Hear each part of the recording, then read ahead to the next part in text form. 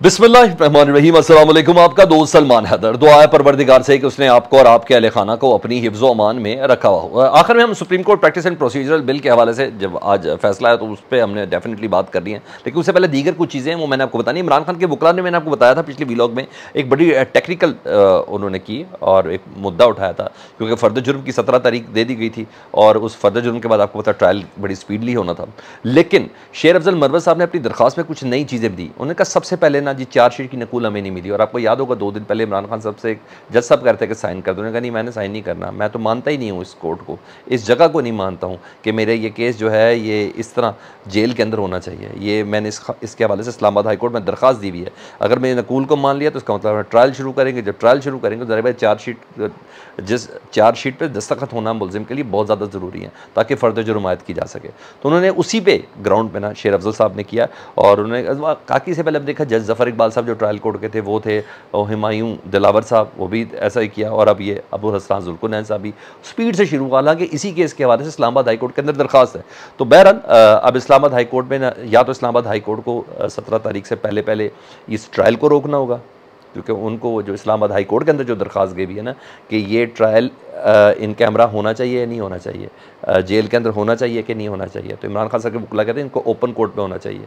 तो उस पर फैसला एक अदद महफूज है, तो या तो वो फैसला देना पड़ेगा इस्लामाबाद हाई कोर्ट के चीफ जस्टिस साहब को, और या उनको ये फ़र्द जुर्म आयद करने वाली जो बात है ना 17 तारीख को, इसको रोकना पड़ेगा, ट्रायल कोर्ट को रोकना पड़ेगा। दोनों में से एक चीज़ उन्होंने करनी होगी। तो इसीलिए इन्हीं टेक्निकल ग्राउंड के ऊपर पाकिस्तान तहरीक इंसाफ के वकला यानी इमरान खान साहब ने अपने वकला के ज़रिए इसको चैलेंज कर दिया इस्लामाबाद हाई कोर्ट के अंदर।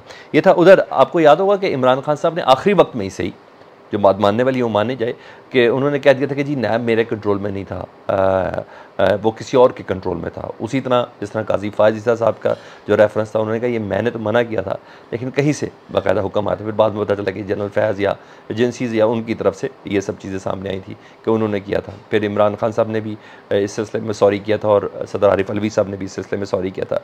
फिर बाद में बताया कि जी जो नैब का असल कंट्रोल था वो जनरल बाजवा साहब के ऊपर पास था, और जनरल बाजवा साहब भी अपनी तरफ से प्लस और माइनस ये तमाम चीज़ें किया करते थे, और ये सब चीज़ें थी।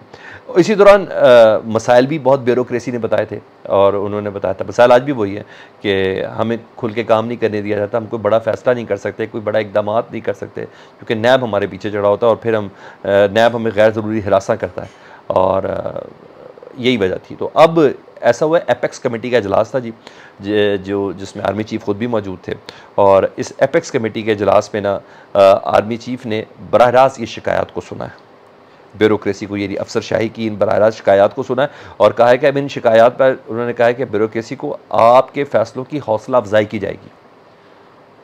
ठीक है जी। और उन्होंने कहा आपको किसी किस्म का कोई नहीं आपको हिरासा नहीं करेगा, नैब गैर ज़रूरी परेशान आपको नहीं करेगा, आपके फ़ैसलों को इंडोर्स किया जाएगा।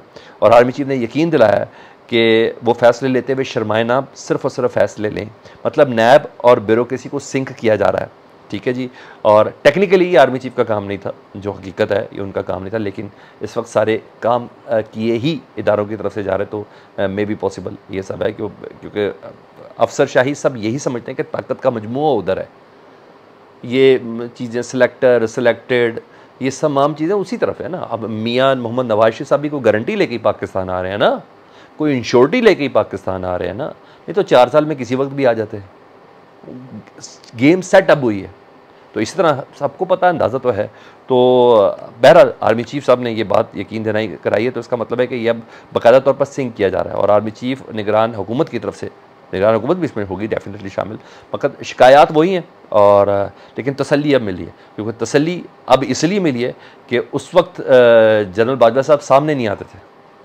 इस बार जनरल आसिम मुनीर साहब खुद तसल्ली दे रहे हैं कि मैं इंश्योर करता हूँ कि नैब आपको गैर ज़रूरी तंग नहीं करेगा, क्योंकि नैब के वैसे भी जो सरबराह हैं वो रिटायर्ड जनरल हैं, और अब तो उसके अंदर इंडक्टमेंट और डेपुटेशन के अंदर भी फौजी अफसरान आ गए, और तफ्तीशी भी ब्रिगेडियर लेवल के रखने का बाकायदा प्लान कर लिया गया। तो ये खबर है, तो मैंने कहा मैं आपको बता दूं। और दूसरी खबर ये कि आज डिप्टी चेयरमैन का एक गैप था ना, डिप्टी चेयरमैन नैब, जी हाँ, उनके लिए तैनाती हो गई है जी। सुहेल अब्दुल नासिर साहब को तैनात किया गया। अब देखते हैं, इलेक्शन के करीब है जी। नैब पहले तो इस्तेमाल होती थी कि इलेक्टेबल्स के लिए उनके केसेस तैयार करके उनको बता दिया जाता था कि आपने किस जमात का हिस्सा बनना है, किस जमात का हिस्सा नहीं बनना, नहीं तो इस रेफरेंस के लिए तैयार हो जाए। अब ये देखते हैं कि इलेक्शन के करीब नैब की पूरी टीम तैयार हो चुकी है और उस तैयारी के बाद देखते हैं इलेक्टेबल को किस तरफ जाना है और टिकट किसकी ले ली है और क्या नहीं करना। मेरा ख्याल है ये नैब पहले भी डिसाइड करता था, अब भी देख लेते हैं हाथ कंगन को आरसी क्या। मैं और आप सब इसका थोड़ा सा इंतज़ार करें तो हमें सब चीज़ें नज़र आ जाएंगी। पीपल्स पार्टी ने मौलाना साहब की तबीयत अब फ्रेश करना शुरू की है। अब ये तो एक दूसरे को नंगा करने पे आ गए, एक दूसरे के कपड़े फाड़ने बल्कि उरियाँ करने पे आ गए। और किस तरीके से जी इन्होंने सबक सिखाने का फैसला किस तरीके से किया कि आपको पता है पिछले दिनों मौलाना साहब ने कहा, बल्कि कल रात को भी उन्होंने यही कहा था कि जनवरी के महीने में ठंड बड़ी हो जाएगी और बलूचिस्तान में और KPK के तो ज़रूरी नहीं है कि हो सके, पहले रियासत बचाना बहुत ज़्यादा ज़रूरी है, बाद में सियासत कर लेंगे, मीशत बचाना बहुत ज़्यादा ज़रूरी है, रियासत डूब रही है, ये सारे जुमले उन्होंने बोले ना। पता चला था कि हट के उन्होंने लाइन ली हुई है, जिसमें मैंने आपको कहा था कि लाइन भी बड़ा सोच समझ के ली गई है, ये किसी के कहने पर ली गई भी है, तो ये इस तरह नहीं हो सकता। तो पीपल्स पार्टी के इतलात को देखते हैं। फैसल करीम कुंडी साहब, उन्होंने मौलाना साहब को, वाकई मैंने बोला कि अब ये तो एक दूसरे को राज खोलना शुरू हो गया। फैसल करीम कुंडी साहब ने कहा कि मौलाना साहब सबसे पहले ये बताएं कि किसकी फरमाइश पर आपने जनवरी में इंतखाबात से भाग रहे हैं। ये किसी की फरमाइश है जिसकी बिना पर आप जनवरी में इंतखाबात से भाग रहे हैं। मौलाना साहब आप कौम को जवाब दें कि किसके इशारे पर आपने लॉन्ग मार्च किया था और किसके इशारे पर लॉन्ग मार्च ख़त्म किया था। मैंने कहा ना, ये भी एक दूसरे के राज खोलना शुरू हो गया। अभी तो बहुत कुछ शुरू होना है। मतलब डोर उस वक्त भी कोई और हिला रहा था, डोर आज के मुतालिक भी यही है कि कोई और हिला रहा था। तो मौलाना साहब उस वक्त जहाँ एक तरफ निक्के के अब्बा कर रहे थे ना, वहाँ कहीं ना कहीं वड्डा अब्बा उनको गाइड भी कर रहा होगा, कोई ना कोई उनको ज़रूर गाइड कर रहा होगा। तो यहाँ ये पोजीशन है। तो इमरान खान की सियासत ने ना इनको ना जैसे मुझे ऐसा लगता है जैसे भौंचका कर दिया है। मुझे ऐसा लगता है क्योंकि अब देखें पीपल्स पार्टी ने टाउनशिप में गली के अंदर या कुछ गलियों के अंदर जलसे की इजाज़त मांगी है। यार एक वक्त था कि ग्राउंड मांगते थे, ये वक्त था नासिर बाग मांगते थे, ये वक्त था लियाकत बाग मांगते थे, ये वक्त था मीनार पाकिस्तान मांगते थे। अब ये गलियों शलियों तक महदूद हो गए और बड़े जलसों की बात पहले की जाती थी। लेकिन देखें क्या हाल कर दिया इमरान खान साहब ने और उनकी सियासत इनका, कि ये सामने आते हुए इस पोजीशन पर ला के खड़ा कर दिया और इस पोजीशन पर भी आकर ये इलेक्शन लड़ें और इलेक्शन जीत जाएं, फिर इलेक्शन की क्रेडिबिलिटी पर सवालात करना मेरा भी हक बनता है और आपका भी हक बनता है। इस्लामाबाद हाई कोर्ट में ना एक पहले ट्रायल कोर्ट के जज साहब ने उन्होंने गवाही दी थी, अबुल हसन जुल्कुनैन साहब ने जब जेल का विज़िट किया था। और अब इस्लामाबाद हाई कोर्ट के जज हैं जस्टिस मियां गुल हसन साहब, उन्होंने भी तस्दीक किया कि मैंने अडियाला जेल का विज़िट किया। अडियाला जेल और अस्पताल दोनों बीमारियों से भरे पड़े। जस्टिस गुल हसन साहब के पास वो दरख्वास्त है ना इमरान खान साहब की ड्यू सहूलियात के हवाले से, वर्जिश का, फैमिली फिजिशियन का और दीगर चीज़ों के हवाले से दरख्वास्त थी। तो उन्होंने कहा मैंने खुद देख लिया। तो ये दूसरी गवाही भी जज साहब की तरफ से आ गई है।